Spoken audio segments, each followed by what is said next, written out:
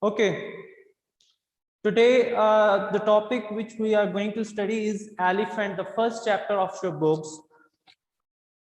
And that topic, that Elephant is a fictionist novel, a fictionist thing, fictionist writing. So there are the two genres of the literature. The first one is fiction and the second one is non-fiction. So what is fiction? Fiction क्या होती है बच्चे? Anything which does not have to do with reality, जिसका reality से कोई ताल्लुक नहीं होता, वो क्या होती है? फिक्शन होती है। ठीक है, विच इज इमेजिनेटिव, जो इमेजरी होती है, and which is related to real thing, जो रियल स्टोरी होती है वो क्या होती है? नॉन फिक्शन होती है।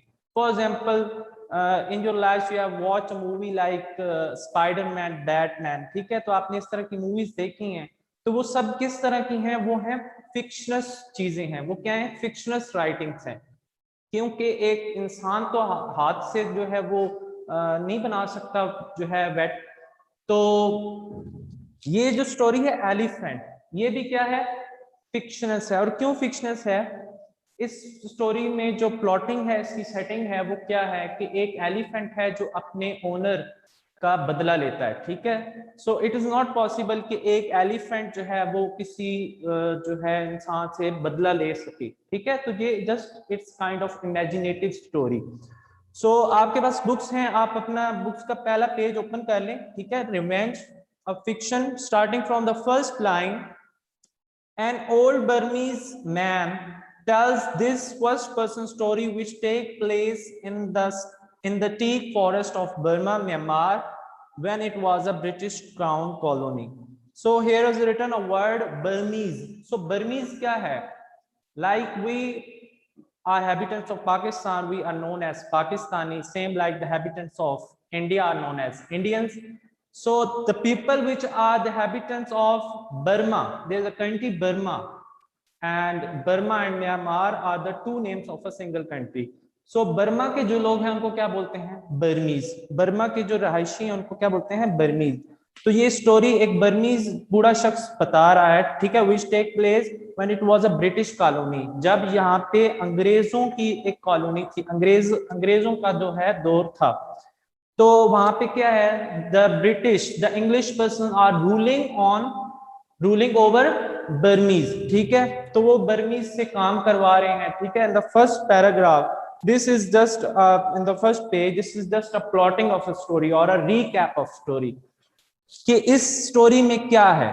ठीक है, तो स्टोरी में क्या है? Elephant were used to drag the immense tree trunk to the rivers for transportation.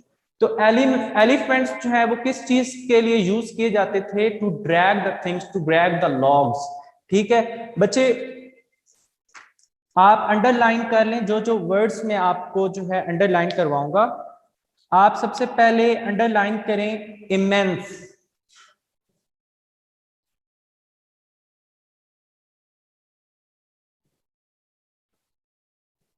Immense का बच्चे क्या मतलब है? Very big.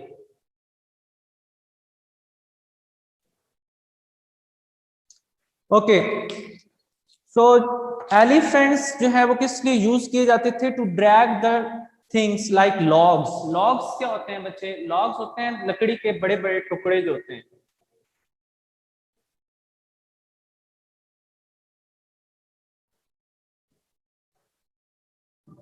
ठीक है, the logs frequently jam and then elephants would use its skills and weight to unblock the jam.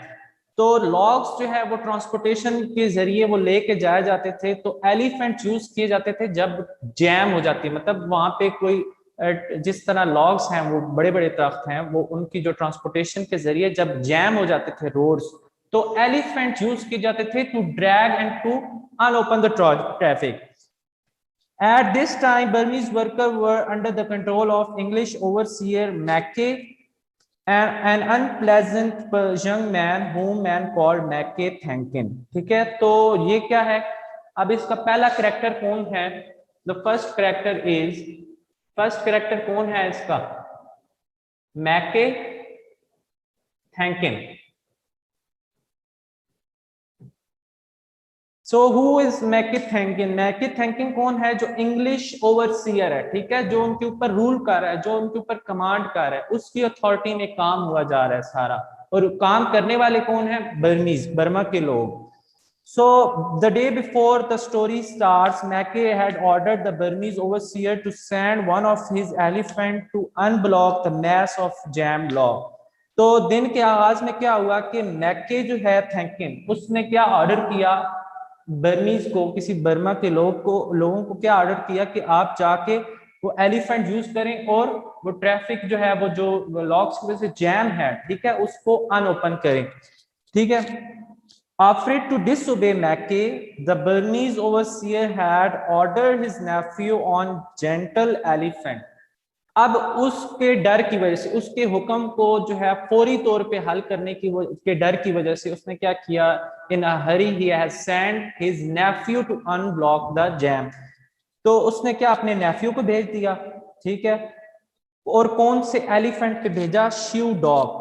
अब Shiv dog यहाँ पे क्या है? एलिफेंट है, अ फीमेल एलिफेंट, ठीक है। शिव डॉग क्या है? Female elephant.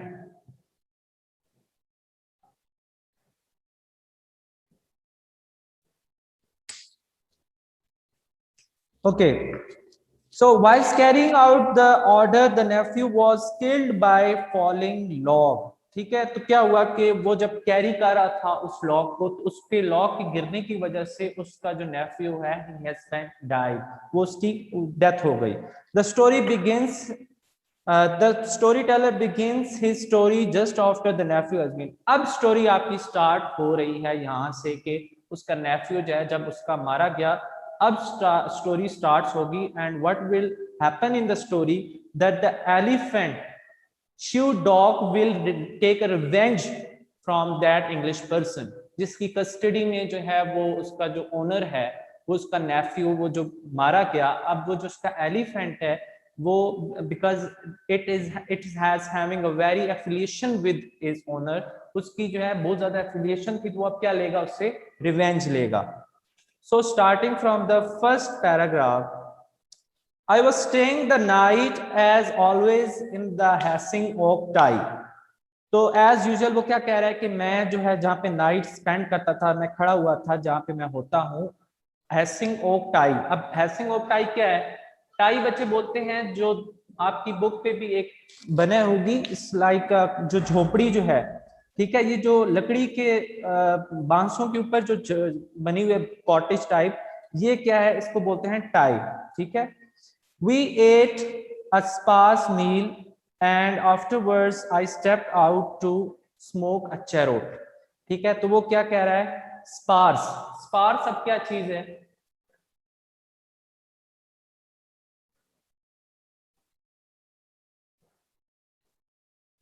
स्पार्स का मतलब है हल्का फुल्का।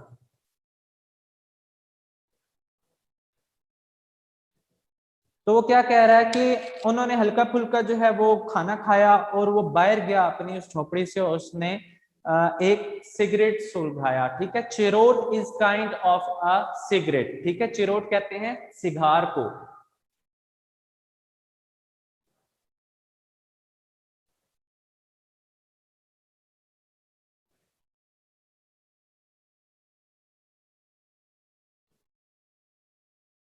ठीक है बच्चे, तो वो क्या कह रहा है कि उसने हल्का फुल्का खाना खाया और सिगार सुलगाया। Usually a camp is full of bustling at that time of day, but now I saw too many astonishment that there was no one about। अब वो क्या कह रहा है? जहाँ पे यूजुअली जहाँ पे क्या होती है, जहाँ पे बहुत हसल बसल होती है, वहां पे रश होता है, ठीक है, वहां पे क्या है? वहां पे क्या है कि जस्ट जो है कोई आवाज नहीं है, ठीक है, जहाँ पे इतना रश होता है यूजुअली तौर पे, वहां पे बहुत बिजी डे होता है। बट नाउ आई सा विद, मैंने अब हैरानगी से देखा, एस्टोनिशमेंट का क्या मतलब है?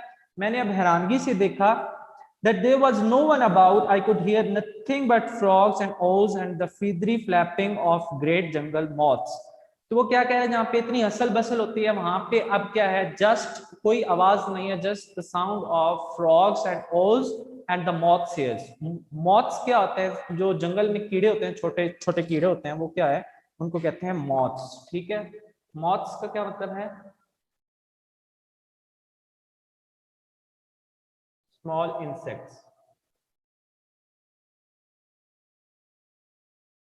ठीक है बेटे, so what happened next, absent also was almost familiar and reassuring of the camp sound, the tinkling of the elements। अब वहां पे क्या है कि जो यूजुअली घंटियों की आवाज होती थी एलिफेंट्स की, वो भी नहीं है। ठीक है, कोई साउंड नहीं है, कोई घंटियों की आवाज नहीं है, कोई और साउंड नहीं है। Evidently, no sooner had the soil been tamped down the dead man's grave than the other osses had begun to flee the camp, taking their elephants with them। तो वो क्या कह रहे हैं कि जाहिरी तौर पर अब जो शख्स मर गया है सबको उसकी कब्र पे होना चाहिए, लेकिन वो हो क्या रहा है कि सब जो है कैंप की तरफ भाग रहे हैं। ठीक है, फ्ली का क्या मतलब है, टू रन। फ्ली का क्या मतलब है, टू रन। सो भाग रहे हैं with their elephants. So proceeding toward the second paragraph, the only elephant that was still in the camp vicinity was shoe dog. ठीक है, तो कैंप में सिर्फ एक एलिफेंट रह गया है। ठीक है, बाकी सब वो ले गए, एक एलिफेंट रह गया है। एंड कौन सा एलिफेंट है, शू डॉग, वही फीमेल एलिफेंट जो उसका जिसका ऑनर जो है वो मारा जा चुका है। ठीक है, तो वो उसका एलिफेंट है। The Hastings Oak had taken the charge of his nephew riderless elephant after the accident। अब Hastings Oak क्या है, Hastings Oak जो है अब उसका न्यू जो है वो ऑनर है। Hastings Oak क्या है, Hastings Oak क्या है, उसका न्यू ओनर। उस एलिफेंट का, उस फीमेल एलिफेंट का अब चार्ज किसके पास है, Hastings Oak के पास। पहला उसका राइडर जो है वो कौन है, वो कौन था, नेफ्यू, जो कि मारा जा चुका है। और अब उसका जो है न्यू जो है वो कौन है, Hastings Oak। ठीक है, सो the Hastings Oak had taken charge of the nephew's riderless elephant after the accident। She was restless, he said, and nervous, frequently flapping her ears and clawing the air with the tip of her trunk। तो क्या है कि वो कह रहा है कि जो उसका जो फीमेल एलिफेंट है वो बहुत नर्वस है। ठीक है, क्यों, क्योंकि उसका जो पहला ऑनर है, उसका नेफ्यू, वो मारा जा चुका है। अब उसको जो है उसकी न्यू जो अब ये Hastings Oak है उसके साथ इतनी एफिलिएशन नहीं बनेगी, तो वो that is feeling uncomfortable with the new honour.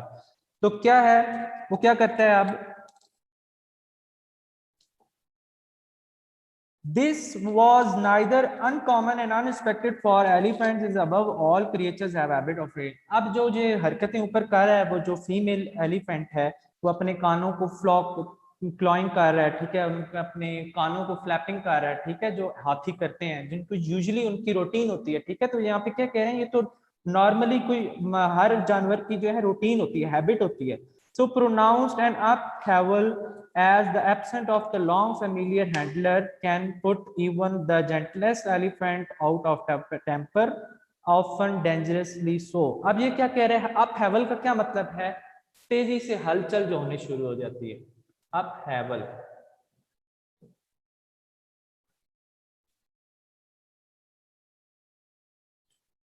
सो बच्चे यहाँ पे क्या कह रहा है कि जाहिर सी बात है कि एक बंदा जो है जिसको हैंडल करता था, ठीक है, एलिफेंट का, जिस जानवर को हैंडल करता है, अगर वो उसकी एब्सेंस होगी, वो नहीं होगा, तो अगर उसका कोई दूसरा ऑनर हो जाएगा तो वो क्या उससे हैंडल होगा, वो क्या करेगा, जो जानवर है वो क्या करेगा, अपना गुस्सा दिखाएगा। ठीक है, वो अनकंफर्टेबल फील करेगा। ठीक है, आप लोग ने देखा होगा कि कोई जानवर उसका जो असल ओनर होता है उसके सामने जो है बहुत पोलाइट रहता है जानवर, लेकिन जो दूसरा कोई और ओनर है उसके सामने आ जाए तो वो क्या है, एग्रेसिवली शो करता है। ठीक है, उसका बिहेवियर क्या होता है, एग्रेसिव होता है। सो this became the case. The Hastings Oak has decided not to allow shoe dog to forage through the night as was the rule। ठीक है, अब उसने क्या डिसाइड किया, अब ये तो मसला है उसके पास, उसके लिए मसला है कि अब उसको किस तरह अनकंफर्टेबल, उसको कंफर्टेबल किस तरह फील कराएगा शू डॉग को। तो उसने क्या किया कि उसका जो है खाना जो है मील उसका रोक दिया, ठीक है, उसको अब मील नहीं देगा। Instead, he had led her to clearing some half miles distance from the camp and supplied with her a great pile of succulent top branches, ठीक है। तो उसने उसका जो यूजली मील होता है, ठीक है, चारा जो होता है, खुराक का क्या मतलब है, ठीक है, खुराक क्या मतलब है, to feed.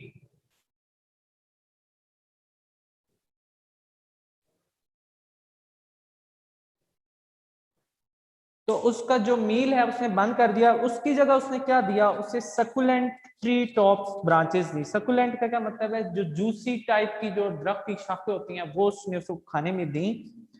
Then he had tethered her securely between two immense and immovable trees to be doubly sure of keeping her bound he had used. अब उसने क्या किया, उसको एक दो दरख्तों के दरमियान में बांध दिया, ठीक है। उसने क्या किया, he tethered her, tethered her का क्या मतलब है कि उसको उसने बांध दिया। To be doubly sure, keeping her bound, he has used not usual lightweight fetters with which elephant are shackled at night. अब उसने उसको किसी नॉर्मल चीज के साथ नहीं बांधा, बल्कि उसने किस चीज से बांधा है, फेटर्स के साथ। फेटर्स क्या होते हैं बच्चे, फेटर्स बोलते हैं बड़ी बड़ी जो चेन्स होती हैं, ठीक है, चेन्स, ठीक है, हथकड़ियां जो होती हैं, बड़ी बड़ी जंजीरें जो होती हैं, ताकि जो है वो अपने आप को शैकल ना करे, ठीक है। With which elephant are shackle at night, but the heavy iron towing chains that are employed in harnessing of logs, this he said was a precaution. अब वो कौन सी चेन उन्होंने यूज की जो कि लॉग्स को ड्रैग करने के लिए यूज की जाती थी, वही जो है चेन उन्होंने यूज की। And why he did so, just for a precaution. Precaution इसलिए कि अब उसका जो है ऑनर, पहला ऑनर वो जाहिर सी बात है मर चुका है, अब उसका दूसरा ऑनर है, उसके साथ इतनी जल्दी वो जो टाइम नहीं होगा, तो उसके साथ जब तक वो टाइम नहीं होगा तो उसको बहुत डिफिकल्टी फील हो रही है, जाहिर सी बात है। तो वो क्या कर रहा है, उसने उसके लिए प्रिकॉशन के लिए उन्हीं चेन्स के साथ बांधा जिन जिन चेन्स को जो है यूज किया जाता है to drag the logs. So a precaution against what, अब वो क्या कह रहा है कि प्रिकॉशन किस लिए। I asked, I he gave me a long side long glance and said a soft slippery voice, just a precaution. अब उसे क्या कह रहा है कि ये इतनी प्रिकॉशन किस लिए, तो उसने उसके कान में just with the polite voice he said just a precaution, कि जस्ट प्रिकॉशन, सिर्फ जो है एहतियात के लिए, ठीक है। There now remained in the camp only the Hassanok and me, of course make thanking in his type। तो अब वो क्या कह रहा है कि जस्ट जो है वो कैंप में कौन है, एक हैसन ओक है, ठीक है, और जो मैक थैंकिंग है वो अपने टाइक मतलब अपने झोपड़ी के अंदर है। So it had not rained much through the day, but with the approach of evening, clouds had been begun a mass in the sky।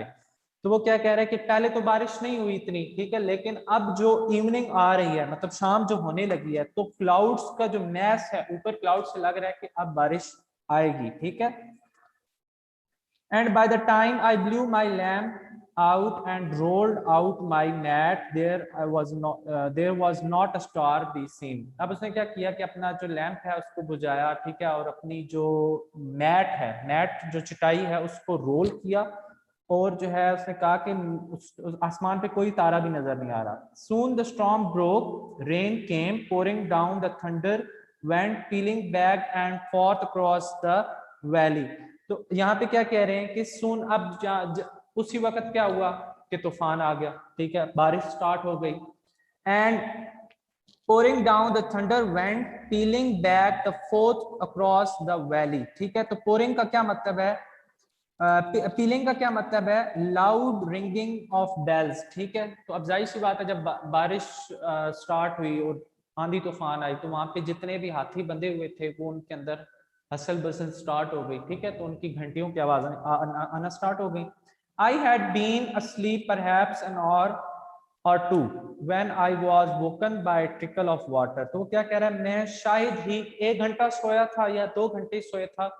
तो क्या हुआ कि I was woken up by trickle of water, तो मैं एक पानी के कतरे से, एक पानी के ड्रॉप से जाग गया। ट्रिकल किसे कहते हैं? ट्रिकल का मतलब है, ट्रिकल का मतलब है ड्रॉप ऑफ वाटर।